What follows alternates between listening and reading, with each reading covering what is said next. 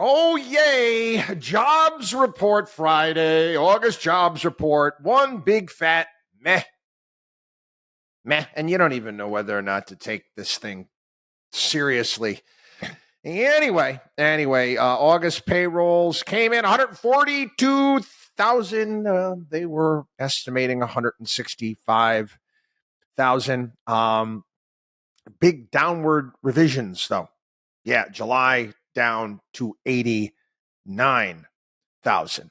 The unemployment rate dropped. Again, you read these things, you're like, why? How is this possible? I'll get into the bit. Went from 4.3 to 4.2. The reaction to this, many people, again, whether or not they wanted it to be a little bit worse because then the Fed would lower rates in the September meeting by 50 basis points. I don't think that's happening. I really don't. Let's again talk about the BS from the past. The payroll print for June was revised down by 61,000 from 179 to 118. July revised downwards by 25,000 from 114 to 89. Okay, and we'll see what's going to happen when it comes to August. His numbers will probably be revised down. You're talking that's 4 in a row that have been revised downward, and 6 out of the past 7. This is interesting. The number of people that are not in the labor force who currently want a job, 5.6 million. Again, I don't get that. They're not in the labor force. They currently want a job. And these people, believe it or not, this is the crazy math that they use when they're calculating these things. These people are not counted as unemployed because they're not actively looking for work during the past 4 weeks. What exactly were they doing? You say they want a job, and I don't remember this. It make any sense at all? They want to work. Okay, that's what they're saying. But they're not unemployed because they're not looking for work because they can't find work. They just say, I quit. Again, doesn't make much sense at all. Anyway, I don't know what the Federal Reserve is going to do in September. And I don't play those games. They always love talking about it on TV. They start talking about what are the odds for a quarter and odds for a 50. How many rate cuts are we going to see by the end of the year? We do have 3 Fed meetings up until the election.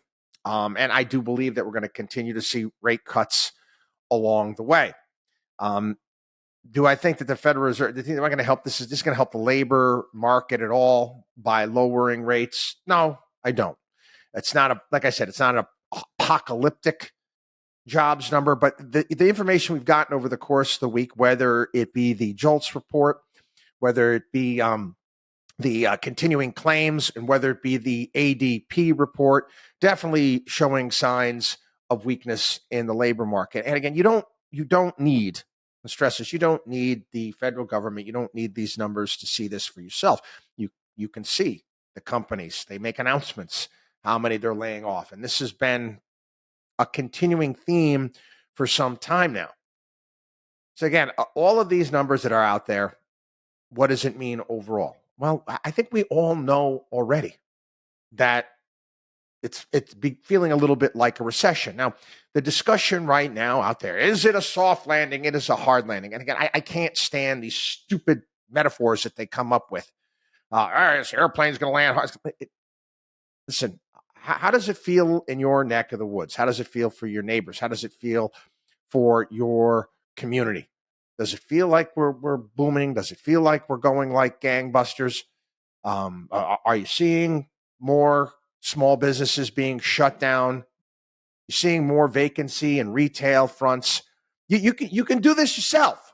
Now, again, we're a big country, and there's different pockets, and there's different places here, there, and everywhere. But again, all you need to do is to observe.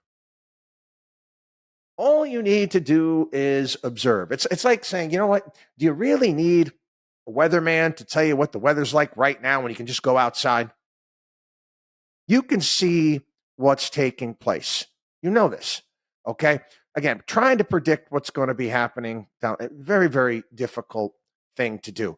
I've said this for some time. I said much of the growth that we've seen over the past several years, without a doubt, it's been due to government spending.